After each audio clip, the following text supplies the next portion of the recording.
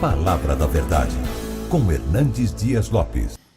Eu quero partilhar com vocês o texto que está em Apocalipse, capítulo 1, versos 9 a 13, e depois leremos no capítulo 3, versos 14 a 22. Primeiramente, capítulo 1, versos 9 a 13.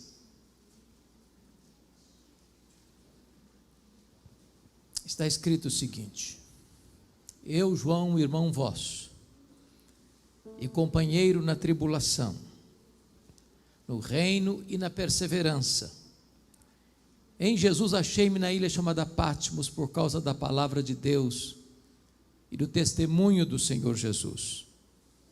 Achei-me espírito no dia do Senhor, e ouvi por detrás de mim grande voz como de trombeta dizendo: O que vês, escreve em livro e manda às 7 igrejas: Éfeso, Esmirna, Pérgamo, Tiatira, Sardes, Filadélfia e Laodiceia. Voltei-me para ver quem falava comigo, e voltado vi 7 candeeiros de ouro, e no meio dos candeeiros um semelhante a filho de homem. Agora capítulo 3, a partir do verso 14. Ao anjo da igreja em Laodiceia escreve: Estas coisas diz o Amém, a testemunha fiel e verdadeira, o princípio da criação de Deus. Conheço as tuas obras, que nem és frio nem quente. Quem dera fosses frio ou quente. Assim, porque és morno, e nem quente nem frio, estou a ponto de vomitar-te da minha boca. Pois dizes: estou rico e abastado, e não preciso de coisa nenhuma, e nem sabes que tu és infeliz, sim, miserável, pobre, cego e nu. Aconselho-te que de mim compres ouro refinado pelo fogo, a fim de te enriqueceres, vestiduras brancas para te vestires, a fim de que não seja manifesta a vergonha da tua nudez, e colírio para ungir os teus olhos, a fim de que vejas. Eu repreendo e disciplino a quantos amo. Sê, pois, zeloso e arrepende-te. Eis que estou à porta e bato. Se alguém ouvir a minha voz e abrir a porta, eu entrarei e cearei com ele, e ele comigo. Ao vencedor dar-lhe-ei sentar-se comigo no meu trono, como eu venci e sentei com o meu Pai no seu trono. Quem tem ouvidos, ouça o que o Espírito diz às igrejas. Amém.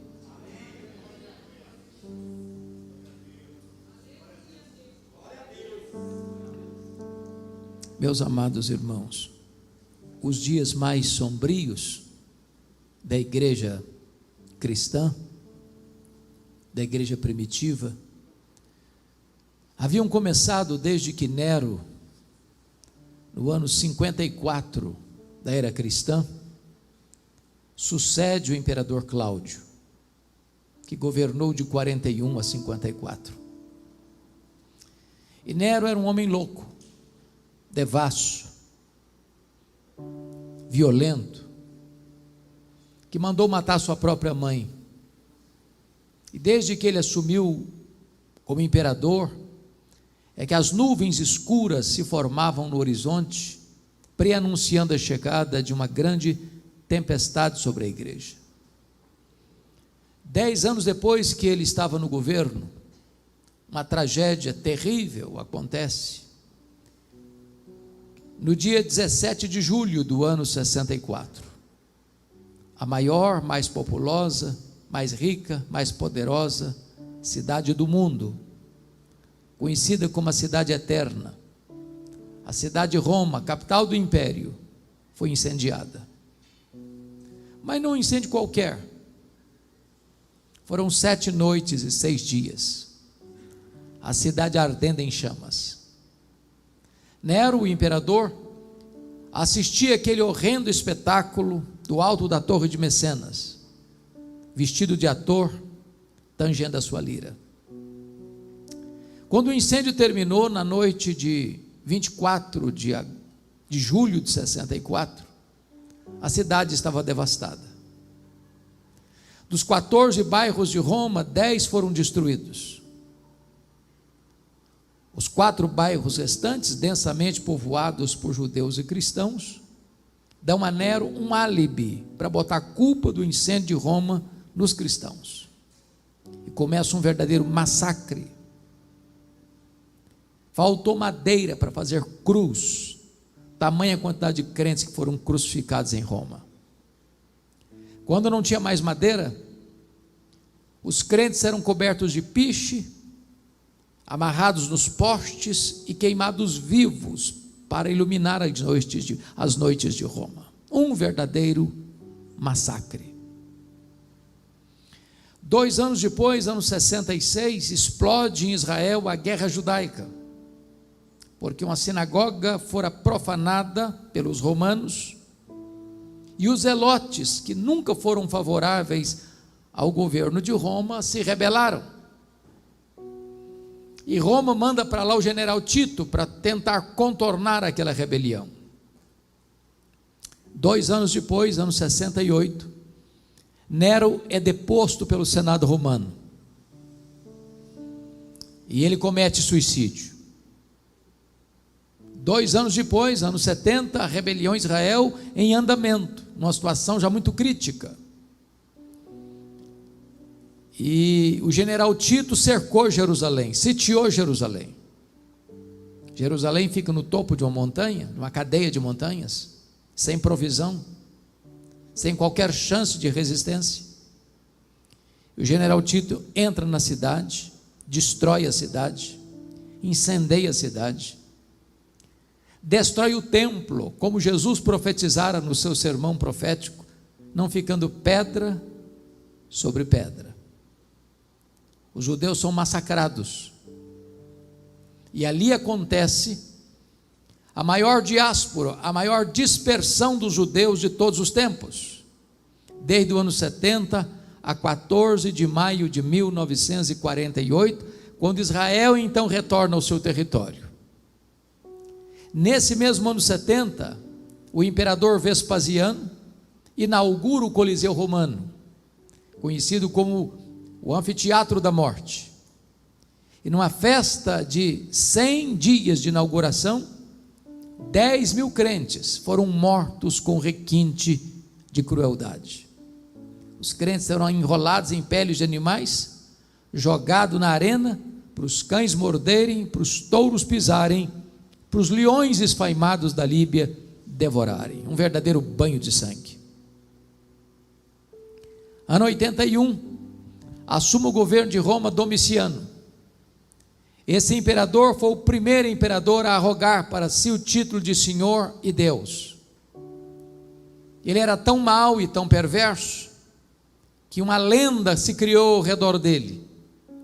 Ele seria o Nero redivivo, uma espécie de um novo Nero em ação no Império Romano.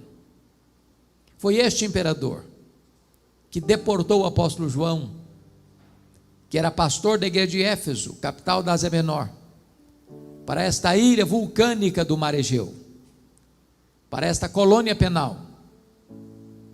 É digno de nota que a essas alturas todos os demais apóstolos de Jesus já estavam mortos, e todos eles mortos pelo viés do martírio. João era o último apóstolo, já velho, e a intenção de Domiciano certamente era calar a voz do apóstolo João e jogar uma pá de cal no cristianismo tão sofrido, fechando-lhe certamente todas as portas na terra. Porém, quando todas as portas foram fechadas para João na terra, Deus abriu-lhe uma porta no céu e disse: sobe para aqui, e eu te mostrarei não as coisas que talvez aconteçam, não as coisas que podem acontecer, eu te mostrarei as coisas que devem acontecer. Isso nos ensina que, por mais trágica que seja a realidade que vivamos hoje, ou em qualquer outra ocasião da história, Deus nunca foi pego de surpresa e Deus nunca perdeu o controle. Quem tem as rédeas da história nas mãos é Deus. João está na ilha de Patmos por um decreto do imperador Domiciano, mas não é isso que ele entende. O que ele entende, conforme o capítulo 1, versículo 9, que ele diz: achei-me na ilha chamada Patmos por causa da palavra de Deus e do testemunho de Jesus. Domiciano podia ter outra agenda para ele, mas a agenda dele não era estabelecida por Domiciano, a agenda dele era estabelecida por Deus. Era um dia de domingo, era o dia do Senhor. Quando ele escuta uma voz atrás dele, como voz de trombeta, dizendo: o que vês, escreve em livro e manda às 7 igrejas: Éfeso, Esmirna, Pérgamo, Tiatira, Sardes, Filadélfia e Laodiceia. Quando ele se volta para ver quem falava com ele, ele não vê quem falava com ele. Ele vê os 7 candeeiros, as 7 igrejas. E no meio dos candeeiros, um semelhante a filho de homem. Em outras palavras, o mundo só pode ver Jesus na igreja e através da igreja. Mas o Cristo que João vê não é o Cristo suando sangue, prostrado sobre os seus joelhos, em lágrimas do Getsemane. O Cristo que João vê não é o Cristo cuspido e esbordoado do sinédrio judaico. O Cristo que João vê não é o Cristo surrado e vilipendiado do pretório romano. O Cristo que João vê não é aquele que carrega o lenho maldito pelas apinhadas e estreitas ruas de Jerusalém. O Cristo que João vê não é o Cristo estendido naquele leito vertical da morte, no Calvário. O Cristo que João vê é o Cristo vitorioso, é o Cristo da glória. Seus cabelos são brancos como a neve, suas mãos seguram a igreja, seus pés são como bronze polido, sua voz não está mais embargada pela sede, mas é com voz de muitas águas. Os seus olhos são como chamas de fogo. O seu rosto não está mais desfigurado pelo sofrimento, mas brilha como o sol no seu fulgor.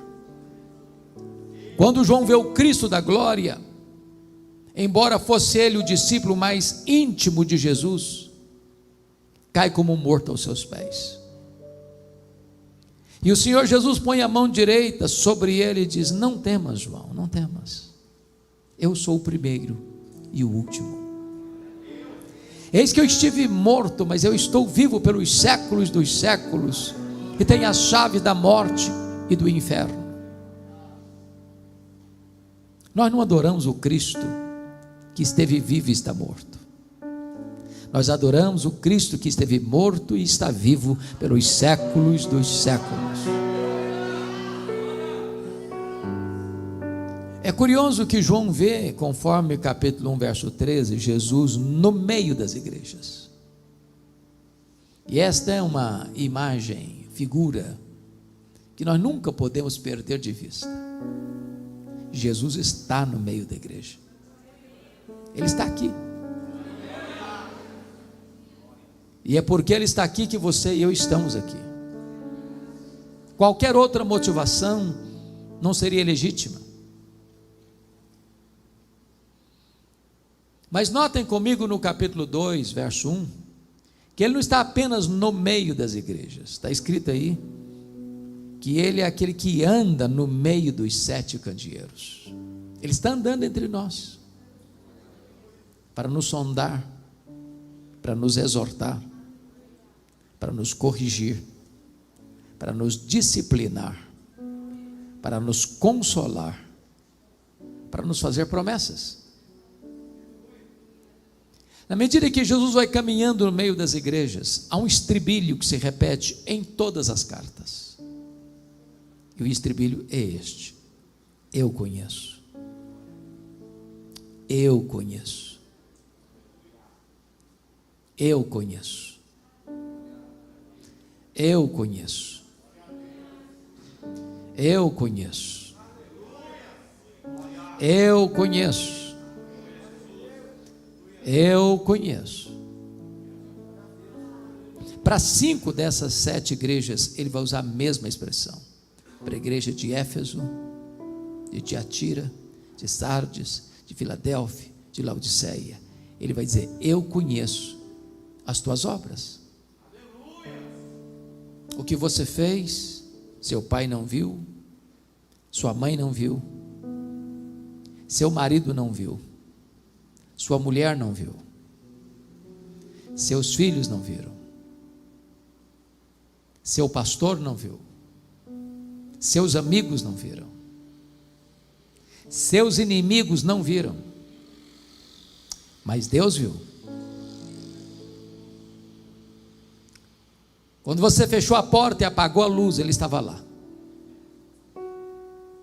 Nada pode ficar escondido daquele cujos olhos são como chama de fogo. Porém, para a igreja mais pobre da Ásia, a igreja de Esmirna, Jesus vai dizer outra coisa. Ele vai dizer assim: eu conheço a tua tribulação e a tua pobreza, mas tu és rico. Isso nos conforta, porque num ano de pandemia, de tanto choro, de tanta dor, de tanta lágrima, de tanto luto, Jesus está dizendo para você: eu conheço a sua luta, eu conheço o que você passou, eu sei o que você está passando,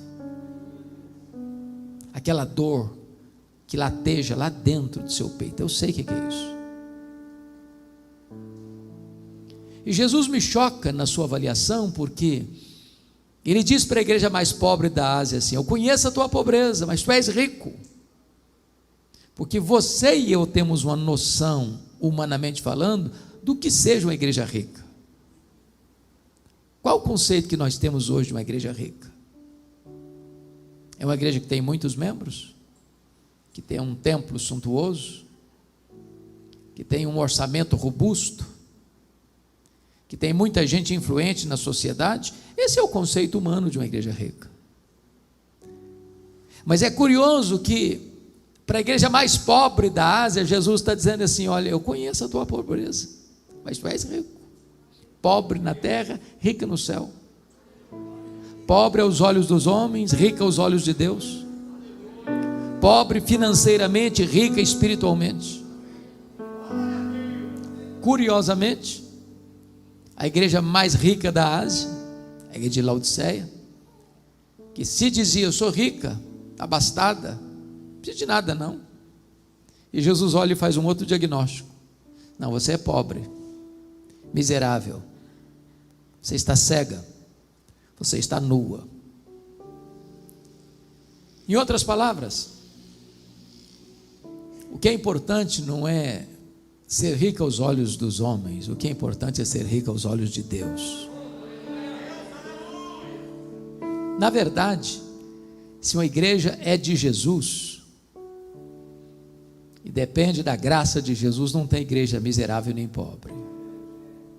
Pode ter chão batido, mas ela tem Cristo e o poder do Espírito Santo, ela é rica.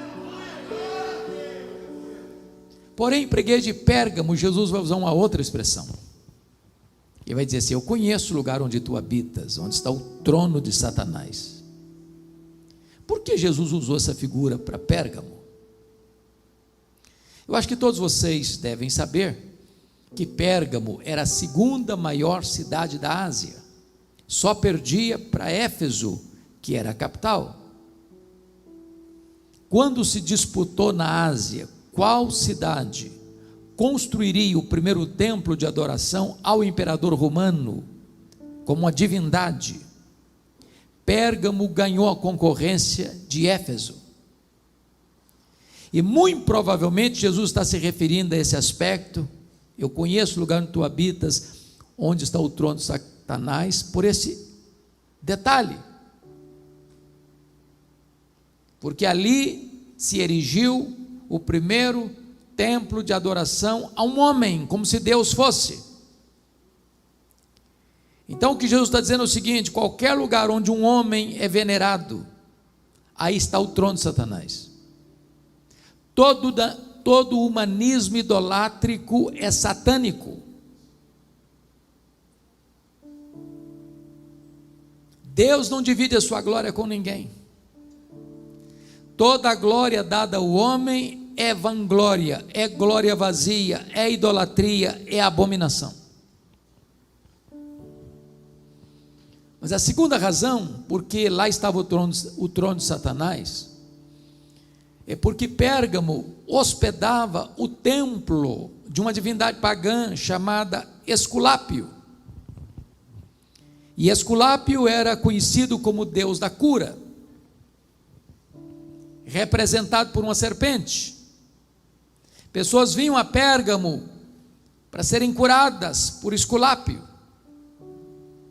É por isso que quando você vai ao seu médico até hoje, você vai ver bordado no jaleco branco do seu médico uma serpente. Isso vem de Pérgamo, isso vem de Esculápio, isso vem do Deus da cura. Então o que Jesus está querendo dizer é o seguinte: qualquer lugar onde um homem fabrica uma imagem, forja um Deus e se prostra diante dele, aí está o trono de Satanás. Porque o ídolo é nada, ele é pau, ele é pedra, ele é gesso, ele não tem vida. Mas Paulo diz que o que está por trás dos ídolos são os demônios. Mas o que é impressionante é que onde Satanás tem um trono, aí Jesus planta uma igreja para adorar o Rei dos Reis, o Senhor dos Senhores.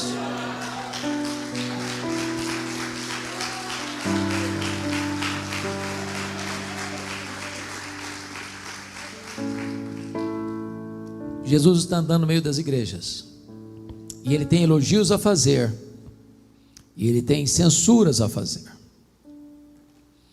Para duas igrejas só tem elogios, não tem censura. Para quais igrejas? Para mais pobre, Esmirna. Para mais fraca, Filadélfia. Jesus diz assim para a igreja de Filadélfia: eu conheço as tuas obras, tu tens pouca força, mas eu coloquei diante de ti uma porta aberta, e a porta que eu abro, ninguém fecha, e a porta que eu fecho, ninguém abre. Irmãos, o que é importante para a igreja não é ela ser forte do ponto de vista dos recursos humanos, mas ela é ser fiel ao Deus Todo-Poderoso. Quem abre portas é Deus, quem fecha portas é Deus. Então preste atenção nessa frase: portas abertas e portas fechadas são a mesma coisa, se abertas ou fechadas por Deus.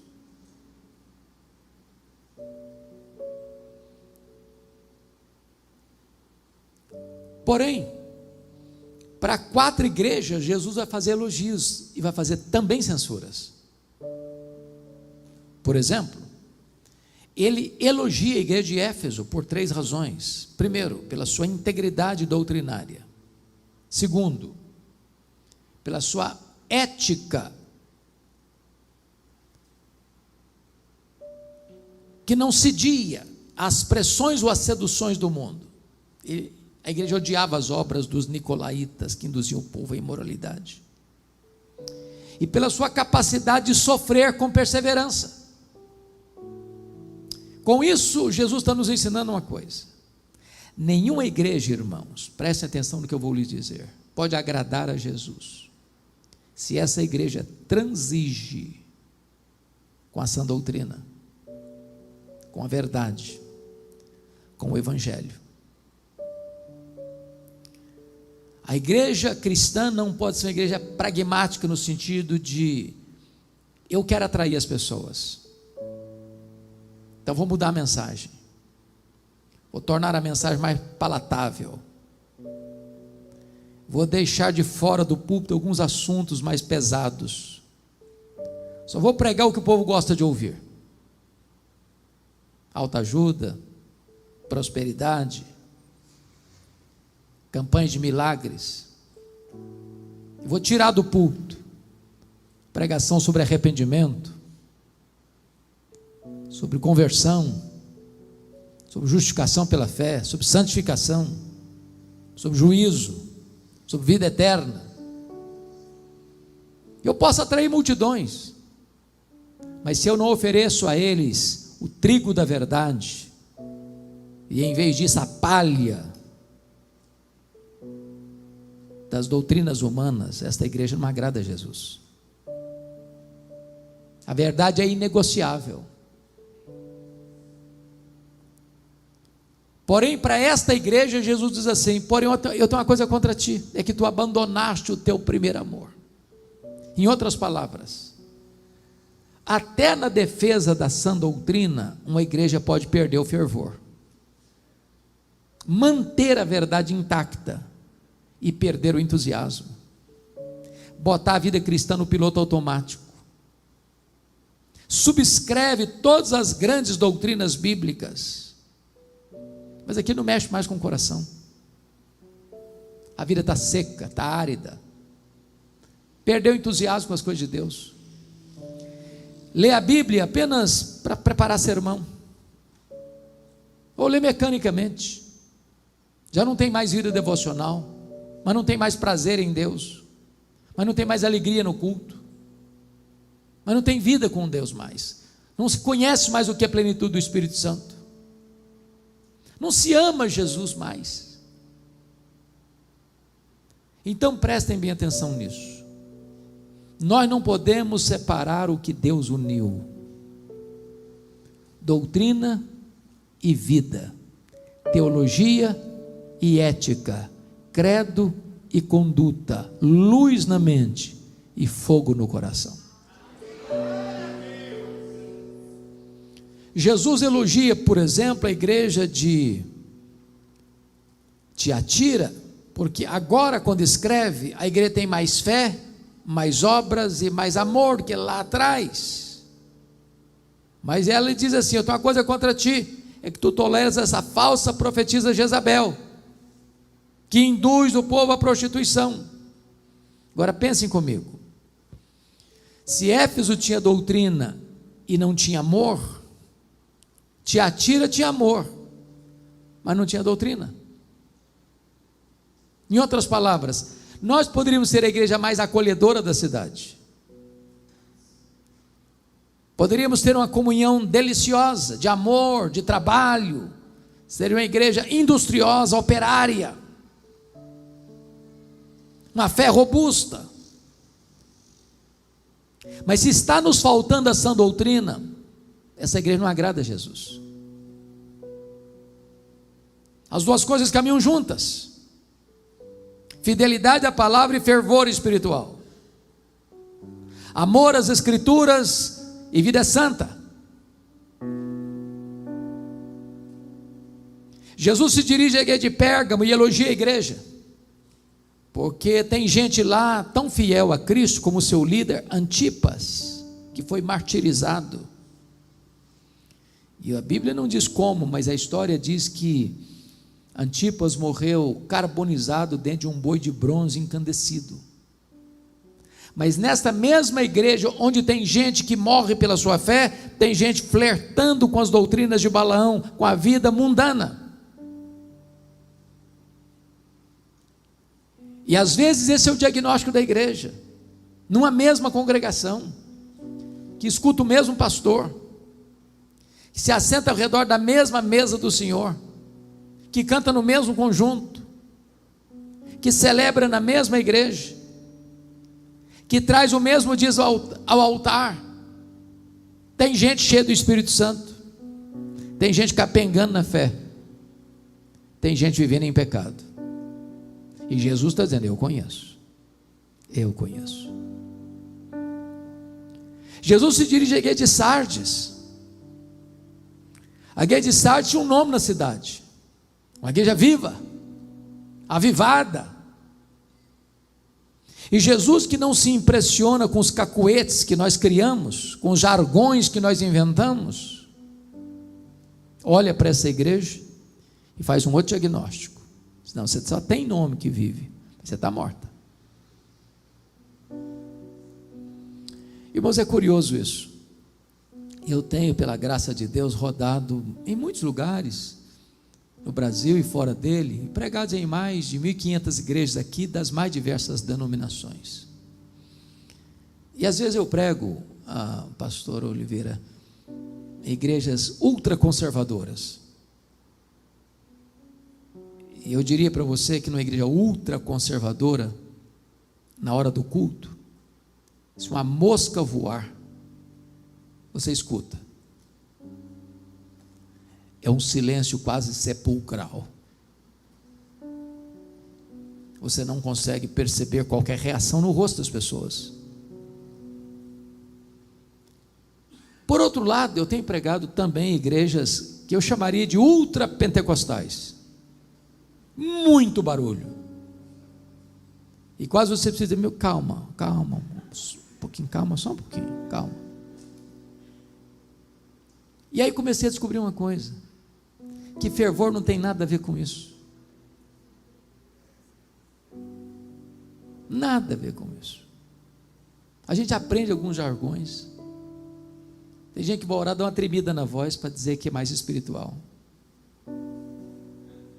Tem hora que te engata um glória a Deus, aleluia, fora do contexto. Você diz assim, o pecador miserável está vivendo a vida imunda, glória a Deus. Não é glória a Deus, por favor, não pode falar glória a Deus agora, porque não combina. Então o glória a Deus está engatado assim no automático. Isso não tem nada a ver com espiritualidade. E Deus conhece e quer a verdade no íntimo.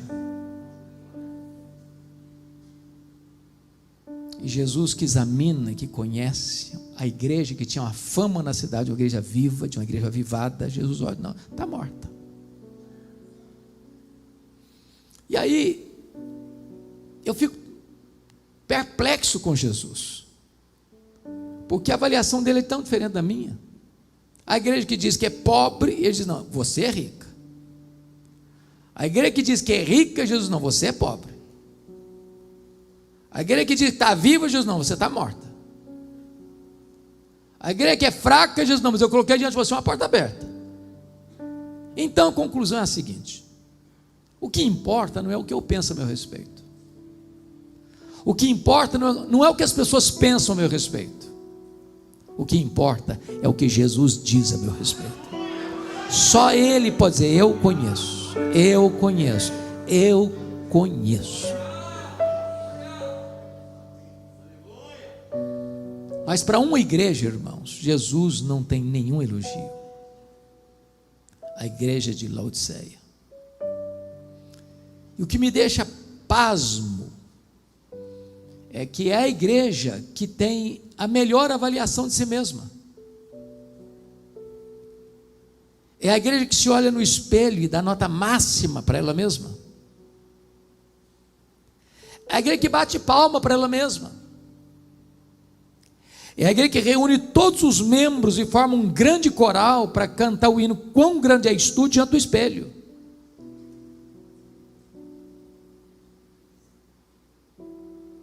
E Jesus vai examinar essa igreja.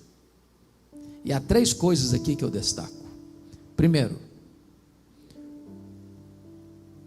o diagnóstico de Jesus, versos 15 a 17. Segundo, o apelo de Jesus, versos 18 a 20. Terceiro, a promessa de Jesus, versos 21 e 22, com base no verso 14. Vamos entender isso aqui. Talvez você pergunte por que Jesus usou as figuras que usou para esta igreja, como por exemplo, quente, morno, frio, ouro puro, vestes brancas, colírio. Foi por acaso? Jesus está me ensinando uma coisa importante aqui. Eu estou me dirigindo a alguns pastores aqui, pregadores, muito importante. Nós precisamos conhecer não só a nossa Bíblia, nós precisamos conhecer a nossa cidade. A nossa mensagem precisa ser adequada à cidade onde nós moramos. Se eu pregar uma mensagem rural para uma população urbana, eu estou fora de contexto. Como estaria fora de contexto se eu pregasse numa região rural uma mensagem urbana. Jesus conhecia o texto e o contexto. Ele conhecia a cidade, ele conhecia o comércio, ele conhecia a indústria, ele conhecia a cultura, ele conhecia a geografia, ele conhecia a história. Por que ele usa essas figuras? Por exemplo, todos vocês sabem que Laodiceia ficava numa região metropolitana, às margens do rio Lico. A região metropolitana era composta de 3 cidades: Laodiceia, Hierápolis e Colossos, 9 quilômetros, uma diferente da outra, distante uma da outra. Quando Paulo escreveu a sua carta aos Colossenses, ordenou que a carta fosse lida também na igreja de Laodiceia, porque era uma região só. O que acontecia ali? O que tem ali, na verdade? Hierápolis era mundialmente conhecida como a cidade das águas quentes, era a nossa Caldas Novas brasileira.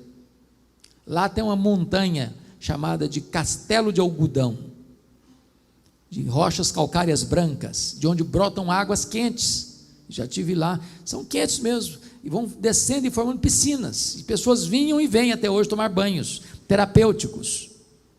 Do outro lado do rio Lico ficava Colossos, para quem Paulo escreveu a carta aos Colossenses, e era também conhecida pelas suas fontes de águas frias, geladas, também terapêuticas. Mas a maior cidade da região metropolitana era Laodiceia, e não tinha fontes de águas, nem quentes, nem frias. As águas chegavam na cidade por aquedutos, vindo das montanhas, e chegavam tépidas, mornas, impróprias para beber, e até impróprias para uso terapêutico. E Jesus pega esse gancho e diz assim: quem dera tu fosses quente como as águas de Hierápolis, quem dera tu fosses fria como as águas de Colossos, mas porque tu és morna como as águas que chegam na cidade, estou a ponto de vomitar da minha boca. Por que ele usa a figura do ouro puro para te enriqueceres? Porque Laodiceia era a cidade dos endinheirados, dos banqueiros, orgulhosa do ouro, mas pobre espiritualmente. Por que Jesus usa a figura das roupas brancas para te vestires? Porque Laodiceia era o maior centro têxtil da Ásia Menor. Ela se orgulhava das suas fábricas de roupas. E Jesus está dizendo: vocês se orgulham das suas fábricas de roupas, mas espiritualmente vocês estão nus. Por que Jesus usa a figura do colírio para ungir os teus olhos a fim de que vejas? Porque Laodiceia era o maior centro médico na área de tratamento de olhos de toda a Ásia. Havia um remédio quase milagroso, o pó frígio. E Jesus está dizendo o seguinte: vocês se orgulham das suas clínicas de tratamento de olhos, mas espiritualmente vocês estão cegos. O que Jesus está fazendo? Um diagnóstico. Mas o que é curioso, irmãos, não é o que Jesus vê, é o que ele não vê. Porque se você lê as 7 cartas numa sentada só, você vai perceber algo chocante. A única igreja que não recebe nenhum elogio de Jesus e só censura, não há nenhuma denúncia de Jesus de problemas doutrinários na igreja. Não tem falsos apóstolos, não tem falsos profetas, não tem falsos mestres, não tem doutrina de Balaão, não tem doutrina de Nicolaítas, não tem doutrina de Jezabel. Diríamos nós hoje que a igreja de Laodiceia era uma igreja saudável, doutrinária, teologicamente falando. Leia as cartas e vocês não verão em Laodiceia nenhuma denúncia de problemas morais, como tinham problemas morais na igreja de Pérgamo, na igreja de Tiatira, na igreja de Sardes. Era uma igreja ética. Leia as cartas e vocês não verão nenhuma denúncia de Jesus de problemas financeiros, de pobreza, de carência na igreja. O povo era próspero. Os teólogos da prosperidade não fariam sucesso lá. Todo mundo já era rico. Em tempos de guerra e de perseguição, como aconteceu em Pérgamo, a ponto de ter martírio na igreja, a igreja de Laodiceia vivia em paz. Era ortodoxa, era ética, era próspera, vivia em paz. E eu lhe garanto uma coisa: se você e eu morássemos naquela região, naquela época, a igreja que você e eu gostaríamos de frequentar seria a igreja de Laodiceia. A igreja estava bem com ela mesma? A igreja estava bem com a sociedade? Ela estava acomodada ao status quo da sociedade? Então o que é que Jesus vê nessa igreja que tanto o aflige? Só uma coisa: falta de fervor espiritual.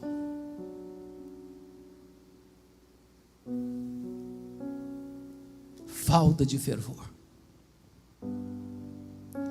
E sabe, irmãos, não precisa ser uma pessoa muito entendida, não. Basta olhar, basta andar, basta viajar, basta conhecer.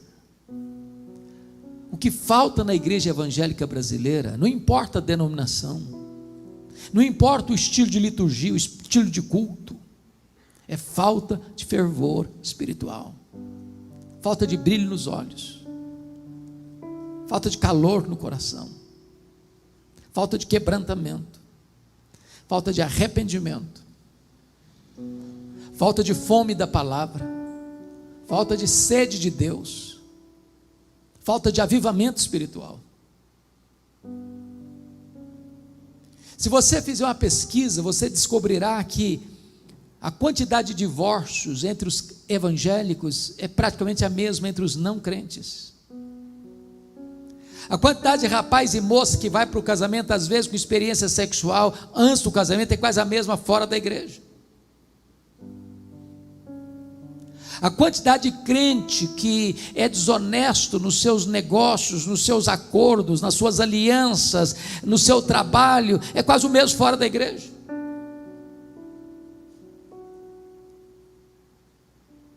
A quantidade de representantes políticos chamados evangélicos que têm os mesmos problemas às vezes dos demais, é quase a mesma coisa.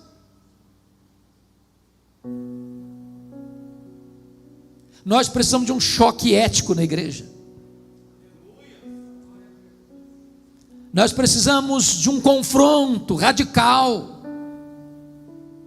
de uma volta ao primeiro amor, de uma restauração do fervor, de um retorno ao cristianismo bíblico, apostólico, onde os crentes tinham temor, onde eles oravam e o lugar tremia, e a presença de Deus era manifesta, e os corações se derretiam. Oh, irmãos, a necessidade da igreja é urgente. Que Deus sopre sobre nós o seu sopro, que Deus retire as cinzas, que Deus acenda as brasas, que Deus inflame a nossa alma. Mas depois desse diagnóstico, Jesus vai fazer um apelo. E no verso 18, o apelo dele é muito interessante, porque ele é o dono da igreja, o cabeça da igreja, o senhor da igreja, mas ele se apresenta dando um conselho para a igreja: aconselho-te. E ele se apresenta na figura humilde de um mascate, de um vendedor ambulante. Aconselho-te que tu compres de mim ouro refinado pelo fogo, para te enriqueceres, vestiduras brancas para te vestires, a fim de que não seja manifesta a vergonha da tua nudez, e colírio para ungir os teus olhos, a fim de que vejas. O produto é essencial e o preço é de graça. Todos podem, todos devem adquirir esses produtos. É de graça. Mas aqui Jesus está nos dando a pista de como restaurar o fervor. Notem vocês, ele diz: aconselho-te que tu compres de mim, mas que tu compres de mim, entenderam? Que tu compres de mim, de mim, de mim. Não tem guru espiritual aqui, não tem misticismo aqui, não tem sincretismo religioso aqui, não tem novidade no mercado da fé aqui. Eu não tenho que correr atrás da última novidade que surgiu no mercado para buscar fervor. Você e eu conhecemos gente que, no afã de buscar fervor, se perdeu nos labirintos do misticismo religioso brasileiro, nas novidades muitas do mercado da fé. E Jesus está dizendo o seguinte: você quer fervor?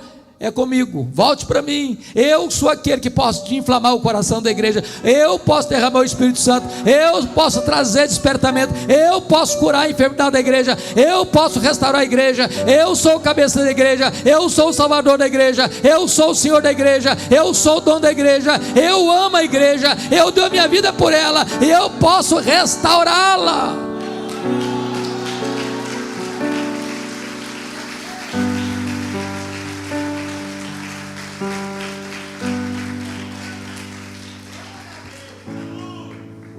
Quando chega no versículo 19, Jesus tem uma declaração a fazer e tem uma ordem a dar. A declaração é esta: eu repreendo e disciplino a quantos amo. E a ordem é: sê pois zeloso e arrepende-te. Irmãos queridos, sempre que eu leio esta carta eu fico um pouco constrangido, porque a linguagem de Jesus é pesada, não é não? Eu não sei quanto a você, mas náusea para mim é pior do que dor. Quando você está nauseado, nada está bom. Você está em pé, está desconfortável. Você senta, piora. Se você deita, o mundo roda.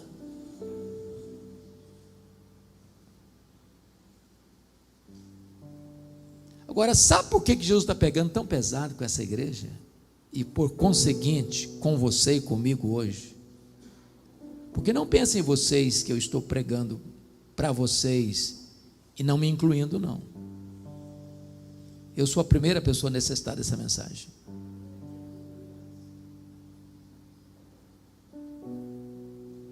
Jesus está dizendo o seguinte para você e para mim hoje: sabe por que eu estou pegando pesado com vocês? É porque eu amo vocês, é porque eu não desisto de vocês, é porque eu não abro mão de vocês. Eu estou repreendendo e disciplinando vocês porque eu não desisto de vocês, eu amo vocês, e eu não quero que vocês continuem a viver uma vida apática, morna, insossa, no piloto automático. Então mude de vida,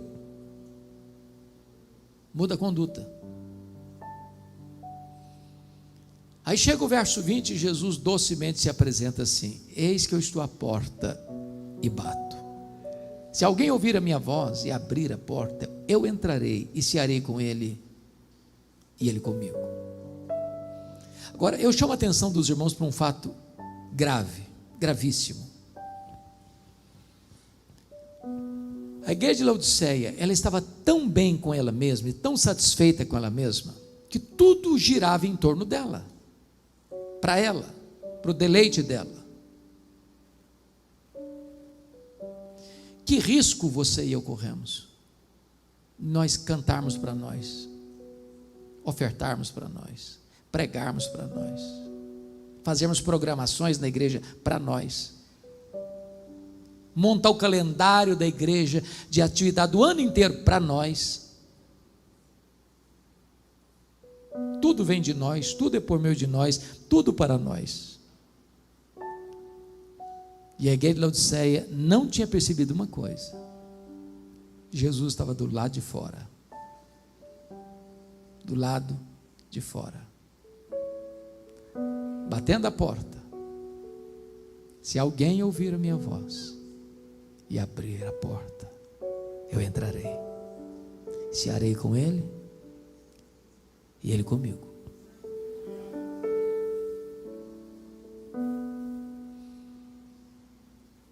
Que Jesus nos convide a cear com Ele é uma graça extraordinária, mas que Ele queira cear conosco, como compreender isso? E eu posso lhes garantir que a única maneira do nosso coração voltar a aquecer e voltar ao primeiro amor é nos assentarmos com Jesus, é termos intimidade com Ele, é tirarmos essa capa do farisaísmo,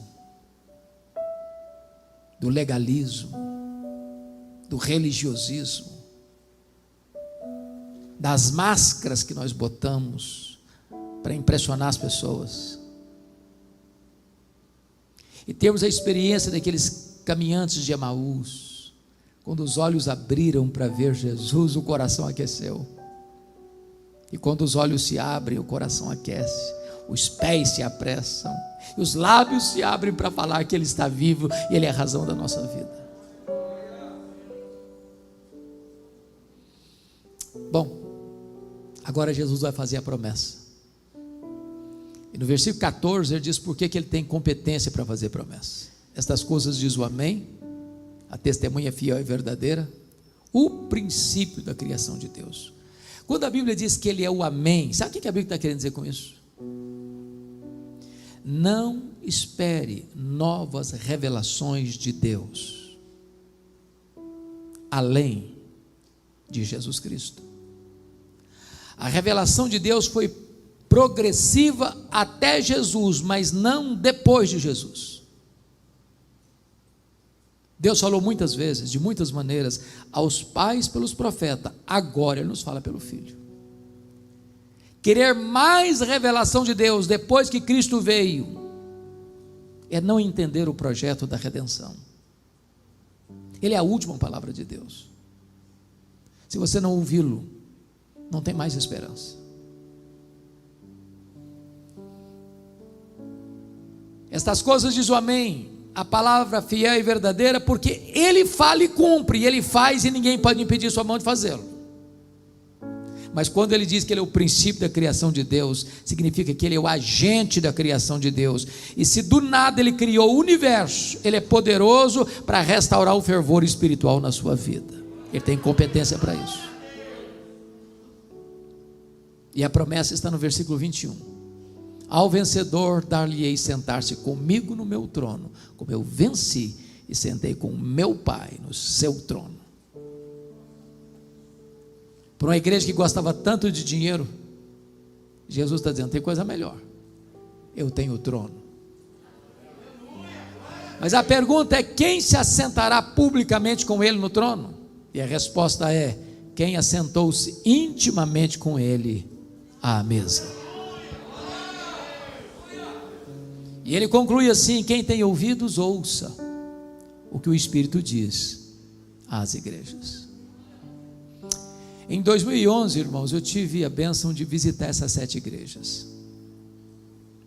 e eu confesso a vocês que eu chorei bastante, porque estas 7 igrejas da Ásia estão mortas, literalmente mortas. O candeeiro foi removido. O que você encontra ainda hoje lá são escombros, pedras reviradas, a vaga lembrança de uma igreja que viveu há muitos séculos e que não existe mais.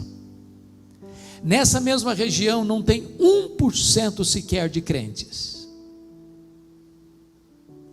Sabem por que essas igrejas morreram? É porque elas não ouviram o que o Espírito Santo disse a elas. Este mês, o último dia desse mês, nós vamos comemorar 504 anos de reforma protestante.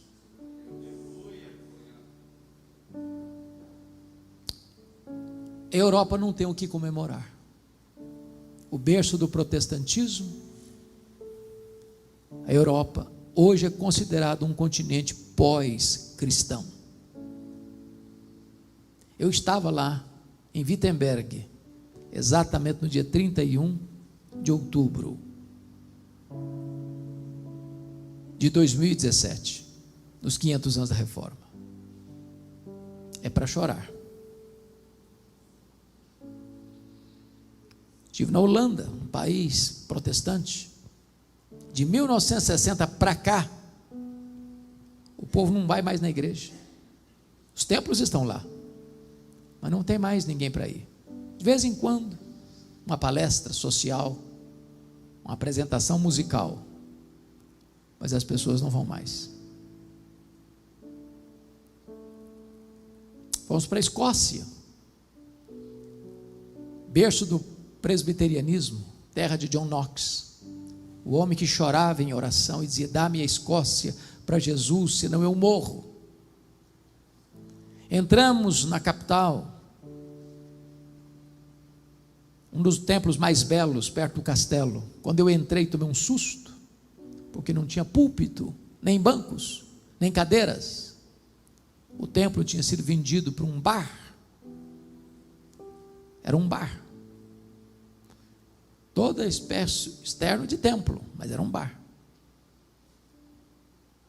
Você vai para a Inglaterra, dos grandes avivamentos, John Wesley, George Whitefield, William Carey, William Wilberforce, John Charles Ryle, Charles Haddon Spurgeon, Martin Lloyd Jones, John Stott.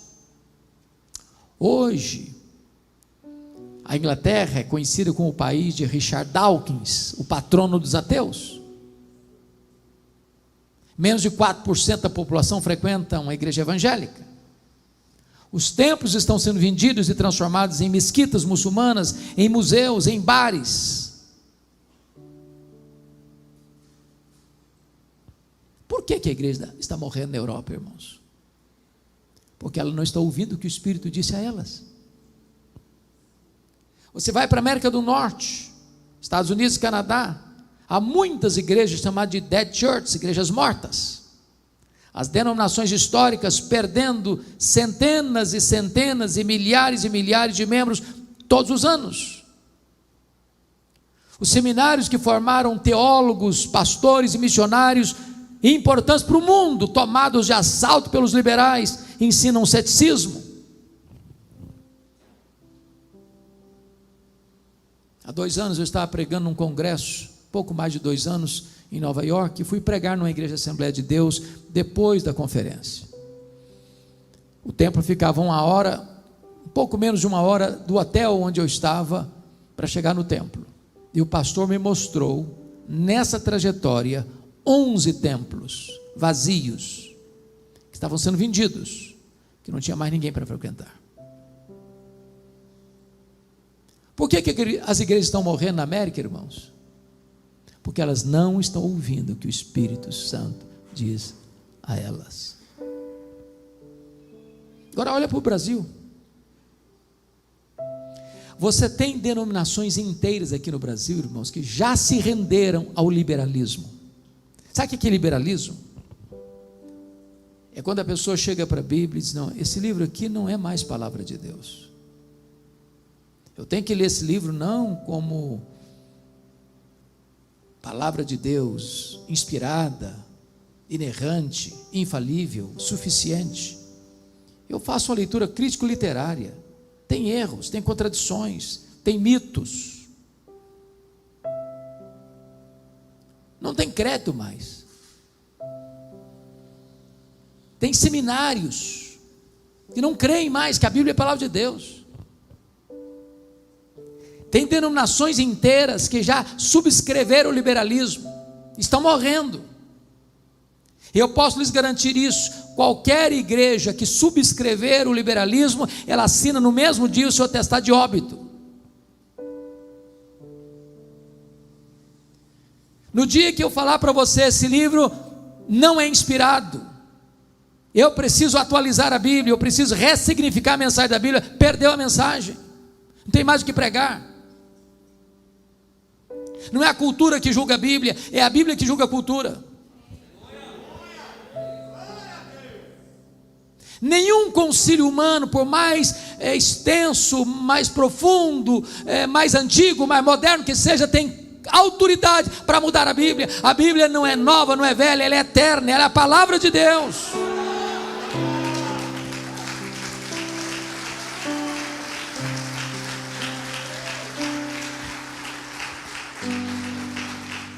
Olha para o Brasil, irmãos, e vocês verão mega igrejas, mega templos, mega congregações, mas não tem Bíblia, mas não tem palavra de Deus, mas não tem sã doutrina, mas não se prega sobre arrependimento, sobre fé salvadora, sobre conversão, sobre justificação pela fé, sobre santificação, sobre a vida eterna, sobre a ressurreição dos mortos, sobre a segunda vinda de Cristo, sobre o dia do juízo. Não se prega mais. Prega-se sobre prosperidade, prega sobre milagres que tantas vezes são fabricados. E onde não tem palavra de Deus, não tem o Deus da palavra. Olha para o Brasil, irmãos. Vocês verão denominações que mantêm a sua ortodoxia, mas perderam o fervor. Botaram a vida no piloto automático. Estão vivendo uma mesmice, um marasmo. Áridas como um deserto, secos como um poste. Sabe o que a igreja precisa? É ouvir o que o Espírito Santo está dizendo a ela. E clamar a Deus por um reavivamento espiritual, para Deus aquecer o nosso coração de volta, nos levar ao primeiro amor, à simplicidade do Evangelho, à pureza do Evangelho, ao poder do Evangelho, a uma vida aos pés do Salvador, à mesa com o Salvador. Oh, amados, que Deus tenha misericórdia de nós e da nossa geração, para que os nossos filhos, para que os nossos netos, para que os nossos bisnetos, para que as futuras gerações recebam das nossas mãos uma igreja viva, cheia do Espírito Santo de Deus. Que Deus tenha misericórdia de nós. Amém.